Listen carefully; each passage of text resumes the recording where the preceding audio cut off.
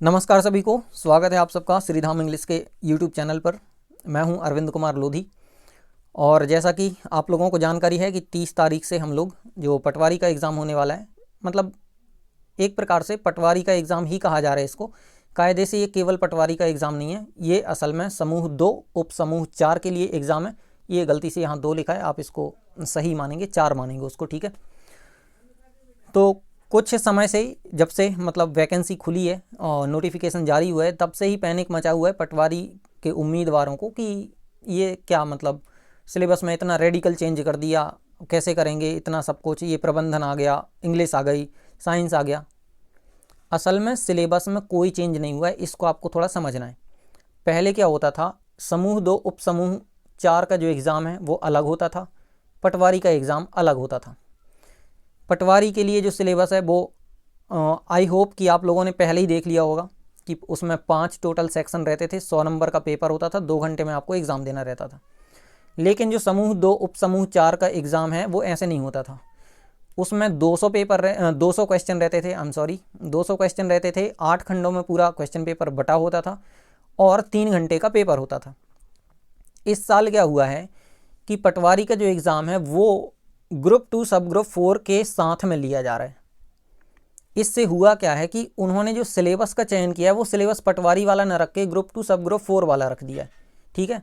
यदि आप कहें कि सिलेबस में चेंज हुआ है तो हाँ, पटवारी के सिलेबस में आप मान सकते हो, जबकि मेरे ख्याल से नहीं मानना चाहिए, क्योंकि आप उसको इस नज़र से मत देखो कि सिलेबस में चेंज हुआ है। आप उसको इस नज़र से देखो कि अब आपको ग्रुप 2 सब ग्रुप 4 के पेपर को ही हल करना है पटवारी बनने के लिए, ठीक है। तो वैसे भी एक साथ फॉर्म भरा है आपने, प्रायोरिटी में भी सब कुछ अपना तय करके दिया होगा, तो मैं ऐसा नहीं मानता हूँ कि केवल पटवारी बनना ही इस एग्ज़ाम में आपकी प्रायोरिटी होगी, ठीक है। तो इस पे खैर मैं ज़्यादा चर्चा नहीं कर रहा हूँ, बस आपको ये बताना चाह रहा हूँ कि ये अंग्रेजी में जो अंग्रेजी शामिल की गई है जो पेपर में, वो आप ये मत सोचो कि इसको अंग्रेजी को शामिल किया गया, ये पहले से शामिल थी, बस वो एग्ज़ाम अलग होता था। अब वो पटवारी के साथ हो रहा है, तो हम लोगों को भी, मतलब जो आप लोग परीक्षा देने वाले हैं, जिनने फॉर्म भरा है, वो सभी लोग भी अंग्रेजी को भी फेस करेंगे, इसमें अंग्रेजी भी करेंगे और प्रबंधन जो मैनेजमेंट नया जुड़ा है तो वो भी इसमें शामिल हो जाएगा, तो उसका भी आप लोगों को थोड़ी सी प्रिपरेशन करनी पड़ेगी। तो ये सामान्य सी जानकारी थी कि हमारे सिलेबस में पटवारी के एग्ज़ाम में अंग्रेजी आई कैसे, वो आई ग्रुप 2 सब ग्रुप 4 से, ठीक है। तो हम लोग 30 तारीख से पढ़ने वाले थे, टॉपिक बाई टॉपिक, ये आपको अच्छे से पता है, ठीक है। लेकिन टॉपिक बाई टॉपिक मैं आपको पढ़ाना शुरू करूं उससे पहले ये ज़रूरी है कि आपको पता तो हो कि कौन कौन से टॉपिक हैं। टॉपिक ही नहीं पता होंगे तो आपको समझ कैसे आएगा कि टॉपिक बाई टॉपिक, कोई भी टॉपिक हम पढ़ेंगे आपको लगेगा कि पता नहीं यहाँ से आना है कि नहीं आना है, पता नहीं इसको पढ़ना है कि नहीं पढ़ना है। तो इसलिए मैंने सोचा कि पहले जो 2018 के 2 क्वेश्चन पेपर डले हुए हैं पीईबी की साइट पर, अब पीईबी कह लो, ईएसबी कह लो, जो भी है उसका नाम अभी तय हुआ है, ईएसबी कर्मचारी चयन मंडल, तो उसकी साइट पे आपको 2 क्वेश्चन पेपर 2018 के मिलेंगे, ग्रुप 2 सब ग्रुप 4 वाले, ठीक है।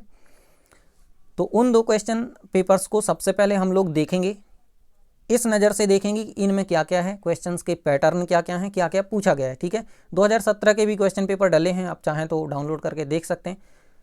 बाकी 2018 ही पर्याप्त है, क्योंकि मैं यदि उनको ही सॉल्व करवाता रहा तो फिर पढ़ाई कब करेंगे हम लोग। तो इन 2 क्वेश्चन पेपर से, अभी ये पार्ट 1 है, शिफ्ट 1, इसके बाद मैं अगला वीडियो भी आपको जल्दी ही प्रोवाइड करूंगा, या तो शाम तक, नहीं हो पाया तो कल तक, ठीक है। तो इतने में हम लोग ये समझने की कोशिश करेंगे कि क्वेश्चन कैसे बनते हैं, क्या क्या पूछा जाता है, टाइप क्या होता है, कि खाली स्थान अकेला भरना है, कि उसमें एरर फाइंडिंग करनी है, कि कुछ ट्रू फॉल्स वगैरह करने हैं, या फिर जो भी है। तो क्वेश्चंस के टाइप ये हम लोग पता करेंगे। अब एक टाइप तो आपको वैसे ही पता है कि एक क्वेश्चन रहेगा, 4 आंसर्स रहेंगे, उनमें से किसी एक को चुनना है, तो ऑब्जेक्टिव टाइप क्वेश्चन तो हैं ही, बस देखना ये है कि किस टाइप से ये आते हैं। तो यहाँ पे आप लोग ध्यान, मैं थोड़ा जल्दी तो नहीं बोल रहा हूँ, यहाँ पे हम लोगों की जो अप्रोच होगी वो 2 चीज़ों को समझने की अप्रोच होगी। पहली बात, कौन कौन से टॉपिक पूछे जाएंगे, दूसरी बात, किस टाइप के क्वेश्चन बनेंगे। एक बार फिर से आप रिपीट कर लो, कौन कौन से टॉपिक से क्वेश्चन आते हैं, दूसरी बात, हम लोगों को किस किस टाइप के क्वेश्चंस फेस करने पड़ेंगे, ठीक है। तो अंग्रेजी एक भाषा है और पूरे 25 के 25 क्वेश्चन में पूरी अंग्रेजी के पूरे टॉपिक नहीं आ सकते हैं, ठीक है। तो उसके लिए एक्स्ट्रा तो पढ़ना ही पड़ेगा। फिर भी इन क्वेश्चन पेपर से हम मोटा मोटा ये अंदाज़ा लगाने की कोशिश करते हैं कि आखिर हम लोगों को करना क्या है तैयारी के लिए। तो ये रहा हमारा क्वेश्चन पेपर पिछले साल का। मैंने पूरा पेपर नहीं लिया है, केवल अंग्रेजी के खंड को लिया है। ऊपर आप देख रहे हो कुछ भक्ति रस, करुण रस, श्रृंगार रस इत्यादि लिखा हुआ है। भक्ति रस तो वैसे नहीं होता है। तो ऊपर हिंदी वाला सेक्शन है और नीचे ये अंग्रेजी वाला सेक्शन है, इसको हम लोग देखने वाले हैं। जितने टॉपिक्स से क्वेश्चंस बने हैं मैंने उन टॉपिक्स को अंडरलाइन कर दिया है, आप देख रहे हो, जैसे कंजंक्शन को अंडरलाइन किया है। तो पहला क्वेश्चन है, select the suitable conjunction to complete the sentence. Sentence को कंप्लीट करने के लिए सूटेबल कंजंक्शन को चुनें। मतलब आपको 4 ऑप्शंस में ये जो शब्द दिए हैं ये कंजंक्शन है, इनमें सबसे सूटेबल क्या होगा। आपको ये सूटेबल और एप्रोप्रिएट ये 2 प्रकार के शब्द देखने को मिलेंगे अपने इस पेपर में। सूटेबल माने भी उचित होता है और एप्रोप्रिएट माने भी उचित होता है। ये दोनों शब्द क्यों देखने को मिलते हैं, इसके पीछे लॉजिक ये है कि जैसे कोई आपसे पूछे कि 2 + 2 जो भी हो, सूटेबल आंसर को चुनिए, सबसे ज़्यादा सूटेबल कौन होगा। तो गणित में सबसे ज़्यादा सूटेबल नहीं चलता, 2 + 2 4 होगा मतलब होगा। अब भाषा में क्या होता है, भाषा में ये होता है कि वो एक एक खाली स्थान में 2-2 चीज़ें आ सकती हैं, ठीक है ना। मतलब जैसे कहीं पे सम आ सकता है तो वहीं पे एनी भी आ सकता है, वहीं पे फ्यू भी आ सकता है, ठीक है, वहीं पे लिटिल भी आ सकता है। यहाँ पे आपको जो 4 ऑप्शन दिए जाएंगे, ध्यान से सुनना मेरी बातों को, ठीक है। आपको जो 4 ऑप्शंस दिए जाएंगे उनमें कोशिश ये की जाती है कि उन ऑप्शंस को शामिल ना किया जाए जो दोनों आ सकते हैं, दोनों या तीनों जितने भी हैं, ठीक है। कोई ऐसे ऑप्शंस को लिया जाए जो नहीं ही आ सकता, ये श्योर हो। तो यहाँ पे जैसे कि देवर सैड, वे दुखी थे, ब्लैंक, दुखी क्यों थे उसका कारण हम आंसर देते क्योंकि से, क्योंकि। तो यहाँ पे क्योंकि का अर्थ होता है बिकॉज। अब एक बात आपको समझ आ गई होगी कि जब तक आपको मीनिंग नहीं मालूम होगा, देखो एंड का आपको मीनिंग मालूम होगा, मुझे पता है। सो का आपको कुछ मीनिंग मालूम होंगे, कुछ नहीं मालूम होंगे। इफ़ माने यदि 10वीं में आपने कुछ पढ़ा हो, क्वेश्चन आता था इफ़ अनलेस का प्रयोग, तो वहाँ से मालूम होगा। बिकॉज का भी जनरली मालूम रहता है सबको। सो के भी अर्थ आपको मालूम होंगे, कुछ मालूम होंगे, कुछ नहीं होंगे, ऐसा। तो इसलिए अतः इतने सारे अर्थ होते हैं और वो भी सेंटेंस परिस्थिति के हिसाब से अपना भाव बदलते रहते हैं शब्द, ठीक है। क्योंकि भाषा है, भाषा में जो सिचुएशन रहेगी, सिचुएशन के बेस पे उसका अर्थ निकलेगा, ठीक है। और सिचुएशन के बेस पे ही हमें ऑप्शंस को चुनना रहता है। तो पहले क्वेश्चन से हम क्या सीखे, पहले क्वेश्चन से ये सीखे कि हमें कंजंक्शंस नामक टॉपिक को पढ़ना है। Second question is choose the most suitable. देखो अब यहां से क्या आ गया, मोस्ट सूटेबल। तो जो सबसे ज़्यादा सूटेबल डिटर्मिनर होगा ना गिवन सेंटेंस के लिए, वो डिटर्मिनर हमको चूज़ करना है या चुनना है। अब चाहे आपको सिलेक्ट मिले, चाहे आपको चूज़ मिले, काम तो एक ही करना है, माउस से क्लिक करना है गोले को काला करने के लिए। तो द मोस्ट सूटेबल डिटर्मिनर, यहाँ से एक चीज़ तो अब भी सीख लो कि हम लोग को डिटर्मिनर सीखना है अपने आने वाली क्लासेस में। अब मोस्ट सूटेबल कौन सा है तो देख लेते। पहले तो क्वेश्चन ही देखते हैं, हैव यू गॉट, और फिर लिखा है शुगर। अब यहाँ पे 2 बातें हो सकती हैं, सम भी आ सकता है इसमें, एनी भी आ सकता है। लेकिन आप देख पा रहे हो कि सम तो ऑप्शन में कहीं दिया नहीं है। मैनी इसलिए नहीं आ सकता, मैनी माने बहुत सारे, मैनी नहीं आएगा क्योंकि शुगर को हम गिन नहीं सकते, काउंट नहीं कर सकते। We can not count sugar because there are 2 types of noun, one is countable noun and another is uncountable noun. तो जो काउंटेबल नाउन होती है उसको हम गिनती कर सकते हैं, उसमें मैनी लगेगा, और जो अनकाउंटेबल नाउन होती है उसकी हम गिनती नहीं कर सकते हैं, उसमें मच लगता है, ठीक है। तो यहाँ पे एनी आ सकता है, मोस्ट तो आ ही नहीं सकता, फ्यू भी नहीं आ सकता, इस हिसाब से यहाँ पे एनी सही हो जाएगा। सम भी यहाँ पे आ सकता है, ध्यान रखना, बिल्कुल इस भूल में आप मत रहना कि केवल नेगेटिव वाक्यों में एनी आता है, या फिर प्रश्नवाचक वाक्यों में भी एनी आता है। प्रश्नवाचक वाक्यों में सम भी आ सकता है, एनी भी आ सकता है, ठीक है। वो सिचुएशन पे डिपेंड करता है। जब हम लोग सम एनी का प्रयोग पढ़ेंगे ना तो डिटेल से आपको बताऊंगा कि कैसे हमेशा नेगेटिव वाक्यों में एनी आता है, कैसे हमेशा एजर्टिव सेंटेंस में सम आता है, और कैसे, मतलब जो प्रश्नवाचक वाक्य होते हैं उसमें सम और एनी दोनों आता है। तो इस तरीके से हम लोग चीज़ों को बहुत डीपली समझने वाले हैं। अगला क्वेश्चन देखते हैं। यहाँ पे बस क्या ध्यान रखना है कि आपको डिटर्मिनर आने वाला है, अगले वीडियोज़ में हमें पढ़ना पड़ेगा उसको।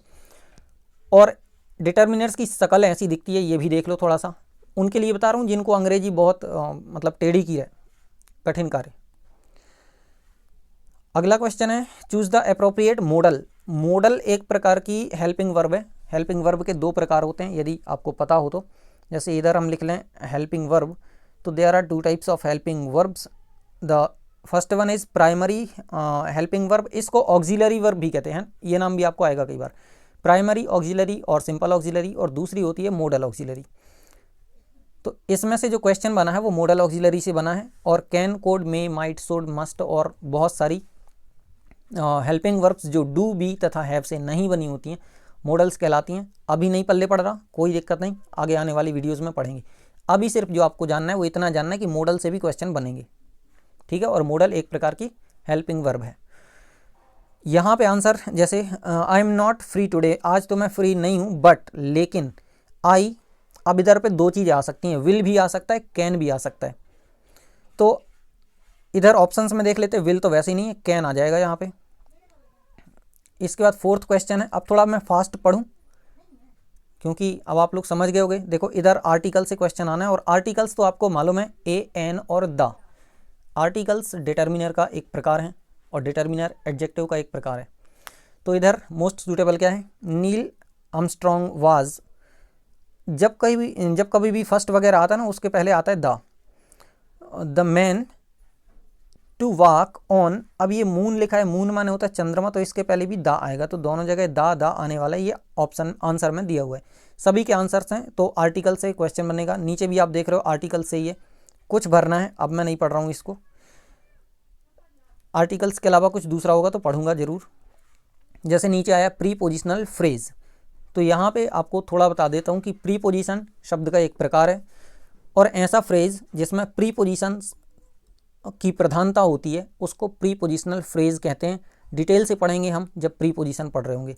फिलहाल पूछा गया है कि जो सबसे ज़्यादा सूटेबल हो, वो जो अप्रोप्रिएट हो, देखो अप्रोप्रिएट मिल रहा है यहाँ पे, तो उसको हमें चूज़ करना है, उसको सिलेक्ट करना है। इसमें लिखा हुआ है द कार, वो कार, ड्रिवन बाय रवि, जो रवि चला रहा था, वेंट यानी कि चली गई या पहुंच गई।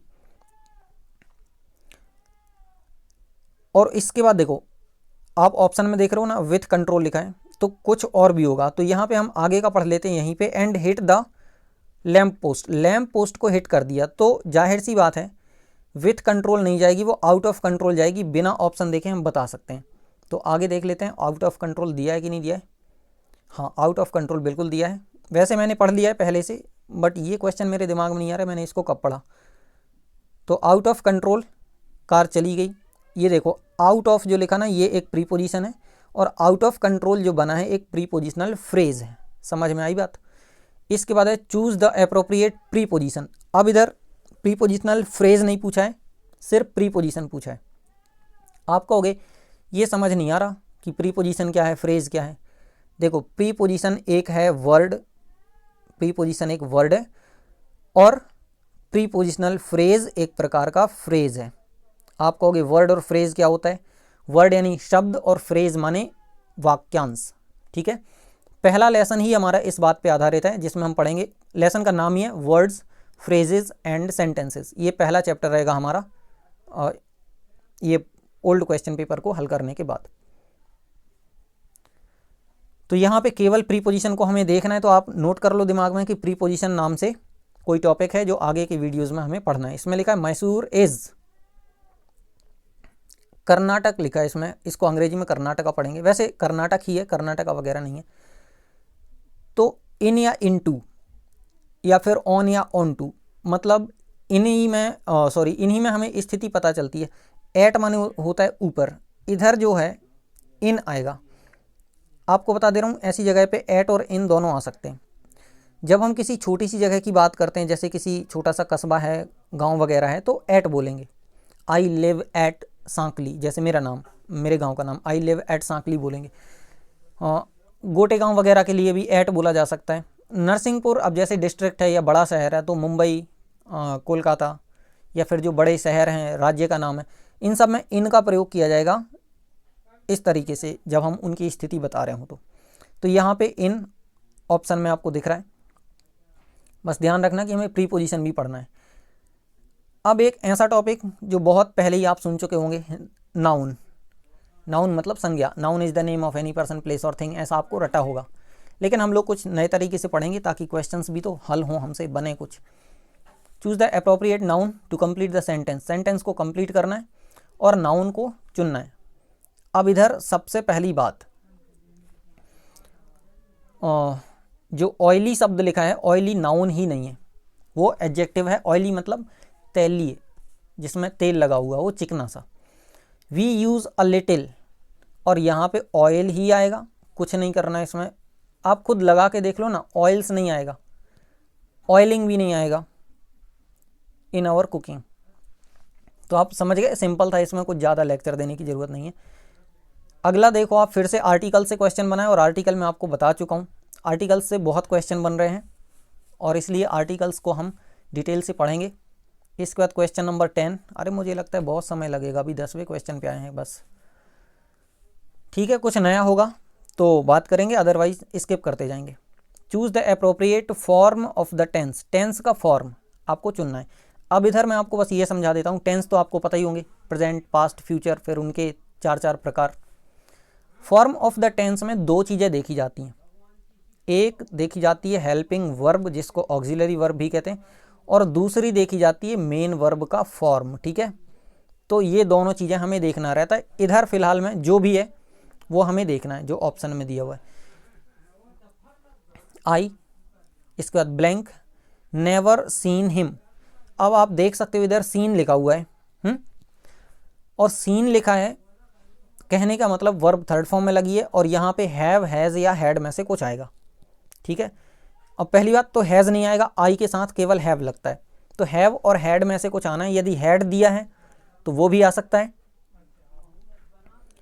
और हैड नहीं दिया है तो केवल हैव आएगा, जो दूसरे नंबर पर लिखाई है। ठीक है, ये वैसे नहीं होगा हैड, यदि समझदारी की बात करें तो नहीं है यहाँ पे, तो आंसर में हैव आ जाएगा। इसके बाद है, यार मुझे ऐसा क्यों लग रहा है कि मैंने इस पेपर को पढ़ा नहीं है पहले। हो सकता है पूरे क्वेश्चन मैंने ना पढ़े हों, बस टॉपिक को देख देख के अंडरलाइन कर दिया हो और ऑप्शंस वगैरह मैंने ना देखे हों। अंडरलाइन किया है तो जाहिर सी बात है पढ़ा ही होगा।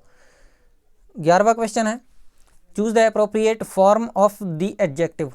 अब यहाँ पे एडजेक्टिव का फॉर्म हमें फिर से देखना है। एडजेक्टिव का फॉर्म क्या होता है, अगर आपने सुना हो तो अच्छी बात है, नहीं सुना हो तो याद रखना, आगे वाले वीडियोज़ में हम इसको पढ़ने वाले। मैं इधर ब्रीफ में आपको बता देता हूँ। एडजेक्टिव के जो फॉर्म होते हैं वो होते हैं जैसे पॉजिटिव डिग्री, कंपैरेटिव डिग्री और सुपरलेटिव डिग्री। ये 3 प्रकार के रूप होते हैं, उनको फॉर्म ना बोल के डिग्री के रूप में जाना जाता है। बट इधर क्वेश्चन फॉर्म करके पूछ रहा है, आपको परेशान नहीं होना है। एडजेक्टिव का चाहे डिग्री हो चाहे फॉर्म हो, एक ही बात है।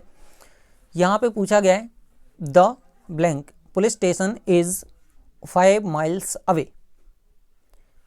इसके बाद आपको 4 ऑप्शन दिए हैं, नियरर, नियरेस्ट, नियरिंग और नियर। अब इसमें मैं आपको ज़्यादा कुछ डिटेल से अभी समझाने की स्थिति में नहीं हूँ, क्योंकि अलग अलग बताना पड़ेगा सिचुएशन को। फिलहाल आप ये समझ लो कि यदि दा का प्रयोग है सामने तो उसके बाद सुपरलेटिव डिग्री ही आनी है, और सुपरलेटिव डिग्री में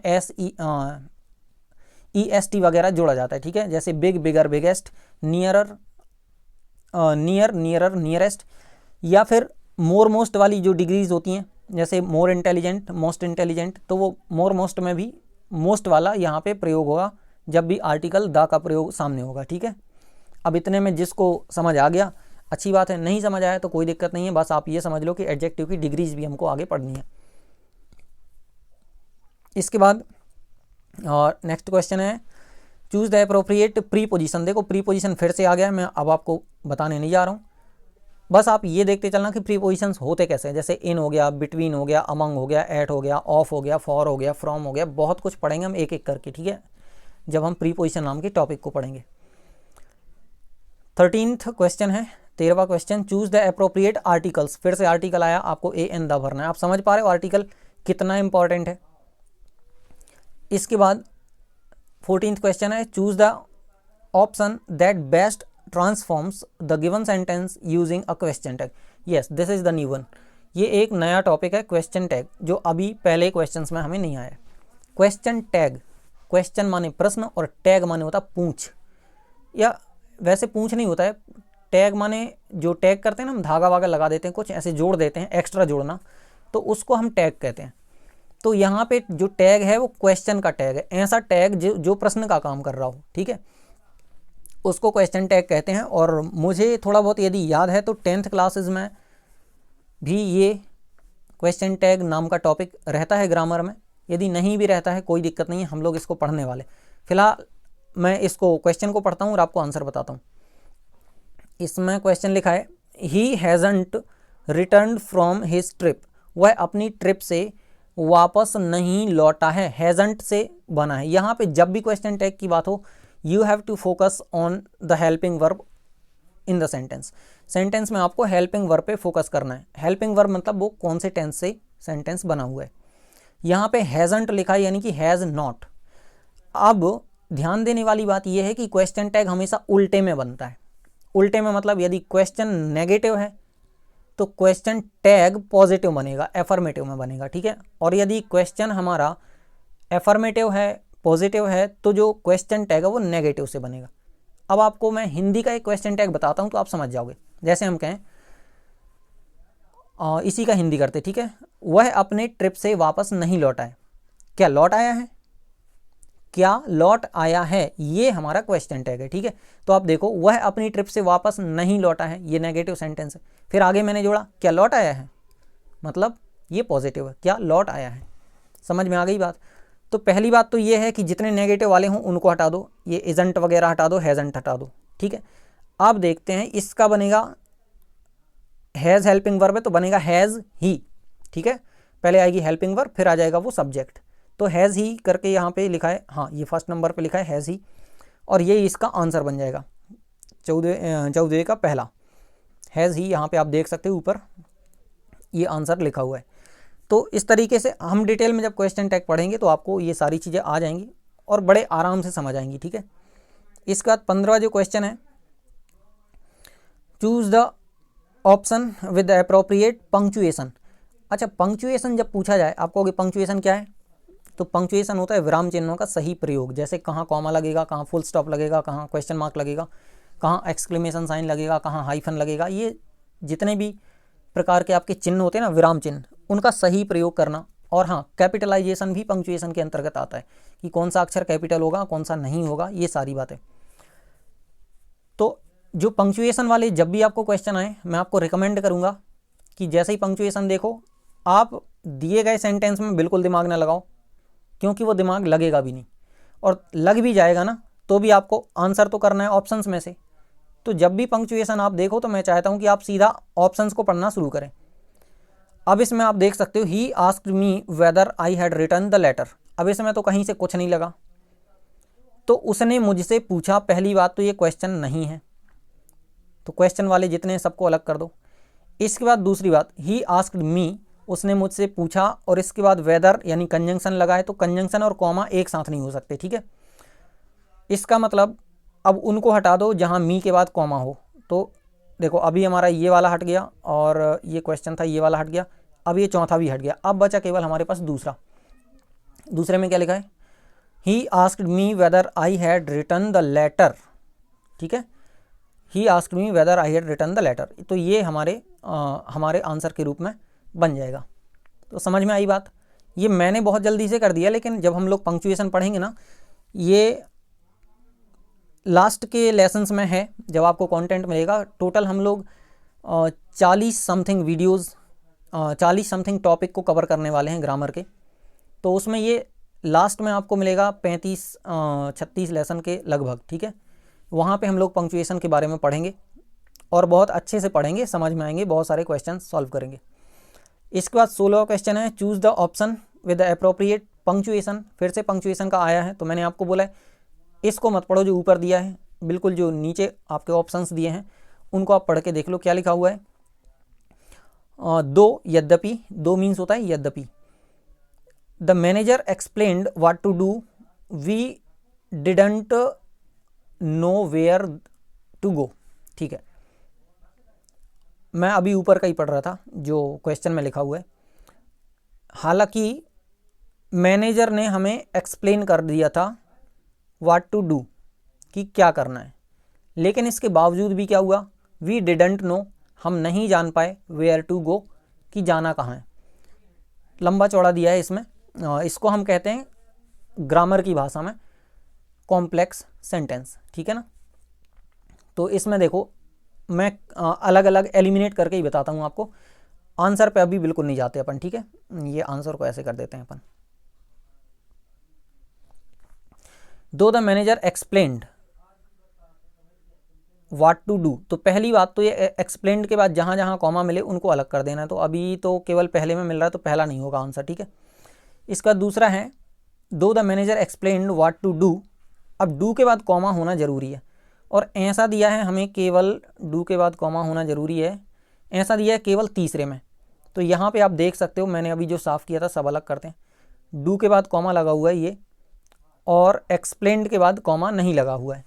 वो पढ़ने से समझ आ जाता है हमें। ठीक है, जब मैं आपको अलग अलग बताऊंगा ना कि ये वी जो है सब्जेक्ट है, और सब्जेक्ट से एक नया क्लॉज चालू होता है, तो जब भी दो क्लॉज के बीच में, नियम याद रखना, दो क्लॉज के बीच में यदि कंजंक्शन नहीं आ रहा है तो वहाँ पे फिर कॉमा आएगा। ठीक है ना, ये जब हम लोग पढ़ेंगे पंक्चुएशन तो बता देंगे आपको। इसके बाद 17वां क्वेश्चन है choose the correct form of verbs. अब आपको फॉर्म ऑफ वर्ब पूछा जाए, चाहे टेंस वगैरह पूछा जाए, जनरली आपको समझना है कि वहाँ पे हेल्पिंग वर्ब, मेन वर्ब की बात हो रही, नॉन फाइनाइट वर्ब की भी बात हो सकती है। The dogs blank all night and blank. पहले तो बेहतर होगा कि हम लोग ऑप्शन पढ़ लें, क्योंकि कुछ पहले नहीं पढ़ रहा, कुछ और भी हो सकता है। हेल्पिंग वर्ब पता होना चाहिए। अच्छा, डॉग क्या होता है? डॉग वैसे तो बार्क करता है, इधर हॉल लिखा है, और हॉल माने होता है बहुत, जैसे वो सियार नहीं चिल्लाता बहुत ज़ोर से, हॉलिंग करना होता है।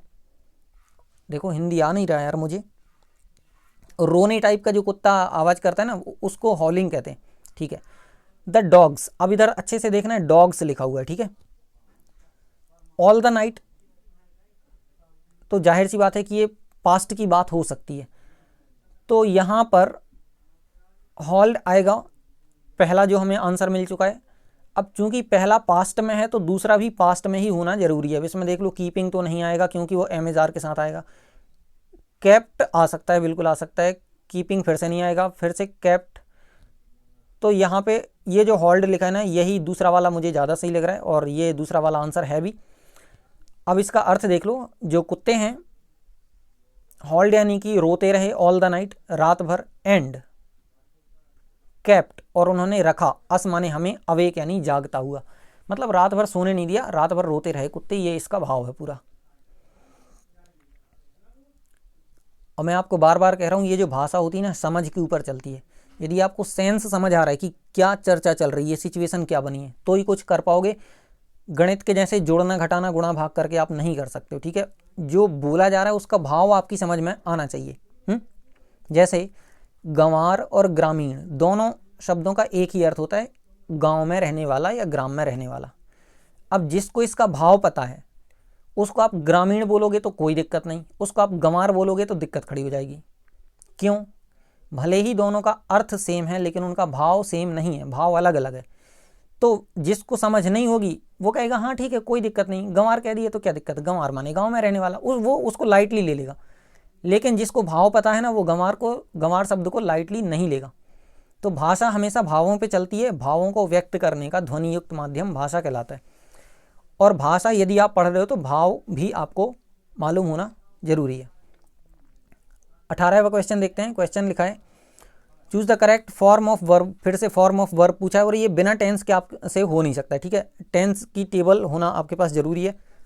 वैसे हम लोग इसको पढ़ेंगे, और किसी को यदि टेंस की टेबल अभी चाहिए हो तो व्हाट्सएप पे मुझे मैसेज करना, मैं भेज दूंगा, मेरे पास है। तो मोटा मोटा आप अभी देख लेंगे, फिर जब डिटेल से पढ़ेंगे तो उस टाइम भी आपको मैं दे दूंगा पीडीएफ के रूप में। क्वेश्चन है द कोर्स आर ऑफरिंग, हो ही नहीं सकता।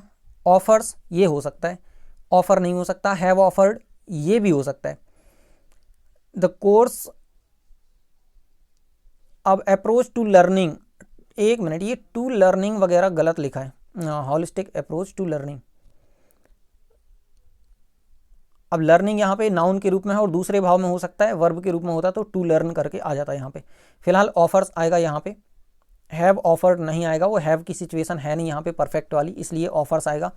ऑफर्स भी इसलिए आएगा क्योंकि third person singular number subject है ये कोर्स, और प्रेजेंट इंडेफिनिट टेंस में वर्ब के साथ SES IES लगता है, ठीक है, तो इसलिए द कोर्स ऑफर्स आएगा यहाँ पे आंसर। चलते हैं आगे। Choose the correct form of tense, एक ही बात है, फिर टेंस का फिर से फॉर्म आ गया, तो आप यहाँ पे देख लेना। इनॉग्रेट माने होता है उद्घाटन करना, ठीक है। The chief minister blank will inaugurate, is inaugurate, ये तो लास्ट से पता लगेगा हमें। टुमारो माने अगले दिन, तो जाहिर सी बात है विल से बनेगा ये, और आप विल देख सकते हो पहले नंबर पे लिखा है, will inaugurate the new metro station tomorrow. Tomorrow यानी होता है आने वाला कल, और आने वाला कल होता है फ्यूचर टेंस, और फ्यूचर टेंस की हेल्पिंग वर्ब होती है विल, ठीक है। ये इस हिसाब से ये पहला वाला आंसर इसका सही होगा। इसके बाद 20वां क्वेश्चन है, मुझे पूरा विश्वास है कि मैंने इसमें सिर्फ टॉपिक को अंडरलाइन किया है, ऑप्शंस को नहीं पढ़ा है, क्योंकि ऑप्शन पढ़ने से मुझे नए नए लग रहे हैं बस देखने से। 20th क्वेश्चन है, spot the error in the given sentence, दिए गए सेंटेंस में एरर को पता करना है हमें कि कहाँ त्रुटि है। अच्छा, एरर कैसे पता करेंगे? देखो, जैसे मैं एक हिंदी का वाक्य बोलता हूँ, अभी इसको छोड़ दो, ठीक है, मैं हिंदी का वाक्य बोलता हूँ, मोहन बहुत अच्छा गाती है, मिल गई एरर, एरर माने त्रुटि, गलती मिल गई आपको, मोहन बहुत अच्छा गाती है। जो आप कह रहे हो ना कि मोहन बोल रहे हो तो ती है नहीं आएगा, ता है आएगा, ठीक है। तो जैसे आपको सेंटेंस का पूरा स्ट्रक्चर पता है कि मोहन के साथ ता है लगता है, ती है नहीं लगता, या मैं कहूँ कि मोहन बहुत अच्छा नाचते हैं, तो इसमें भी आपको एरर समझ में आ रही होगी। लेकिन मैं कहूँ कि मोहन बहुत अच्छा नाचता है, तो आप कहोगे कि कोई एरर नहीं है इसमें। तो इसी तरीके से जब हमें सेंटेंस का पूरा स्ट्रक्चर मालूम होता है कि कैसे कैसे सिंटैक्स या स्ट्रक्चर कि कैसे कैसे शब्दों को जमाया जाता है, तो हम एरर पता कर सकते हैं। चलो अब यही बात यहाँ पे लगा के देखते हैं। ऑल चिल्ड्रन इज प्लेइंग, देखो पहली बात यहाँ पे इज प्लेइंग नहीं हो सकता है, ऑल माने सभी और चिल्ड्रन माने बच्चे और इज माने होता है, जबकि बच्चों के साथ हमें बोलना पड़ता है हैं। चलो मैं आपको इसका हिंदी अर्थ बताता हूँ, आप समझ जाओगे। All children is playing on the beach happily, सभी बच्चे बीच पर हैप्पीली खेल रहा है। आप कहोगे बच्चे हैं तो रहे हैं बोलो ना, हाँ तो रहे हैं इज से थोड़ी निकलेगा, रहे हैं निकलेगा आर से, इसका मतलब इज वाला जो सेगमेंट है हमारा इसमें त्रुटि है। अब देख लो कहाँ पे, ये सेकंड नंबर पे दिया इज प्लेइंग, तो इज प्लेइंग जो फ्रेज हमारा इसमें गलती है और यही हमारा आंसर है। तो इस तरीके से हम एरर को फाइंड आउट कर सकते हैं। Question number 21, which of the following is the suitable prefix for connect. Prefix माने होता है उपसर्ग, है ना, हिंदी में पढ़े होंगे आपने, उपसर्ग मतलब ये कोई शब्द है तो प्रीफिक्स लगता है यहाँ सामने, और एक और होता है सफिक्स, सफिक्स लगता है पीछे, सफिक्स को कहते हैं प्रत्यय। तो प्रीफिक्स हमें देखना है जो सूटेबल हो किसके लिए, कनेक्ट के लिए। तो कनेक्ट डिकनेक्ट नहीं होता, प्री कनेक्ट नहीं होता, मिसकनेक्ट नहीं होता, डिसकनेक्ट होता है, ये आपको पता होगा, इसमें अलग से कुछ लगाने वाली बात नहीं है कि दिमाग लगाएं। और वैसे भी दिमाग लगाने जैसा कुछ होता नहीं प्रीफिक्स में, जो लगेगा तो लगेगा, नहीं लगेगा तो नहीं लगेगा, बात खत्म है। ये प्रीफिक्स सफिक्स गणित के जैसे चलते हैं, फिर भी हर जगह नहीं, क्योंकि भाषा अपनी जगह है और गणित अपनी जगह है। अगला है fill in the blanks with the progressive tense. अच्छा, नाम सुना है कंटिन्यूअस टेंस का, ये प्रोग्रेसिव टेंस। अब प्रोग्रेसिव टेंस तीनों टेंसेज में हो सकता है, प्रेजेंट में, पास्ट में या फ्यूचर में। तो उसमें हमें कंटिन्यूअस का फॉर्म देखना है, form of verb, progressive tense of the verb from the given options. जो गिवन ऑप्शंस हैं इनमें से हमें करेक्ट फॉर्म को पता करना है। तो कंटिन्यूअस टेंस के लिए इसमें लिखा है Virat blank very well in this inning. In this inning मतलब कि जाहिर सी बात है ये विल भी नहीं हो सकता, क्योंकि दिस लगा हुआ है, दिस माने यह है, ठीक है। तो यहाँ पे इज बैटिंग ही हो सकता है और कुछ हो नहीं सकता। दिस इनिंग है तो वाज बैटिंग भी नहीं हो सकता है, ठीक है, तो इज बैटिंग होगा। अब आवाज़ें आनी शुरू हो गई हैं, भागवत जी शुरू हो रही हैं, अभी टाइम हो रहा उनका, तो हम लोग जल्दी से कर लेते हैं, नहीं तो अभी रिकॉर्डिंग में पूरा आ जाएगा। और आप लोग को मेरी आवाज़ भी क्लियर नहीं हो पाएगी। 23वां क्वेश्चन है, fill in the blank with the simple present tense. आप देख सकते हो दोनों में टेंसेस के बारे में ही पूछा गया है, और सिंपल प्रेजेंट टेंस लगभग इसको इंडेफिनिट टेंस में शामिल किया जाता है। तो हरी के साथ ड्रिंक क्रिया में एस लगेगा, ये तय है बिल्कुल।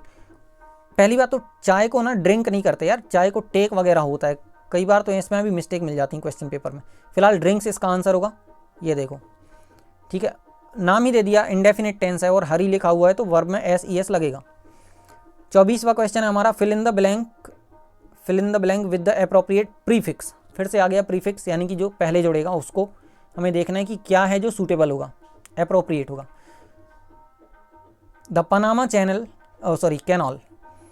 पनामा जो नहर है ना, अब ये पता कर लेना आप कहाँ पे है, और कुछ महाद्वीप वगैरह मिलेंगे आपको, उत्तरी अमेरिका, दक्षिणी अमेरिका, वहाँ कहीं पे देख लेना आप, मिल जाएगी। तो जो पनामा कैनाल है इज अ मैन मेड हो सकता है, ये देखो man made answer, man made मतलब इंसान के द्वारा बनी हुई। अंडर सेल्फ या मैन मेड तो आप समझते हो ना, हाँ। तो आवाज़ आनी शुरू हो गई, हम भी लास्ट क्वेश्चन पे पहुंच चुके हैं, जल्दी से इसको कर लेते हैं।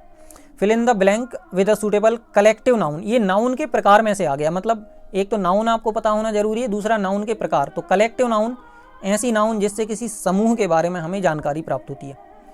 तो ग्रुप में भी, गैंग में भी, मॉब में भी और क्राउड में भी हमें समूह के बारे में पता चलता है, समूह का बोध होता है। लेकिन यहाँ पे क्या लगेगा ये देखना है, कौन सा कलेक्टिव नाउन यहाँ सूटेबल होगा। द पुलिस अरेस्टेड, जो पुलिस है उन्होंने अरेस्ट किया किसको, अब जाहिर सी बात है गैंग को या ग्रुप को तो अरेस्ट करेंगे नहीं, मॉब यानी भीड़ होता है, क्राउड माने भीड़ होता है, गैंग वगैरह यूज़ किया जाता है गुंडों उंडों के लिए, ठीक है, कोई झुंड समूह होता है। तो गैंग यहाँ पे आंसर होगा, जो लिखा भी है, दिख भी रहा है आपको। तो इस तरीके से हमारे पूरे 25 क्वेश्चन समाप्त होते हैं और आपको बहुत कुछ पता चल गया होगा कि क्या क्या हमें पढ़ना रहता है, आगे पढ़ना है आगे की वीडियोज़ में। तो अभी thank you for watching, have an awesome day.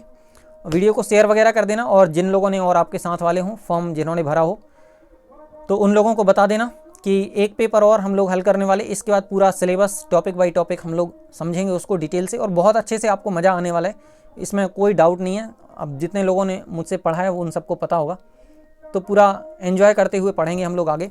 तब तक के लिए thank you for watching, have an awesome day. छोटों को आशीर्वाद, बड़ों को प्रणाम।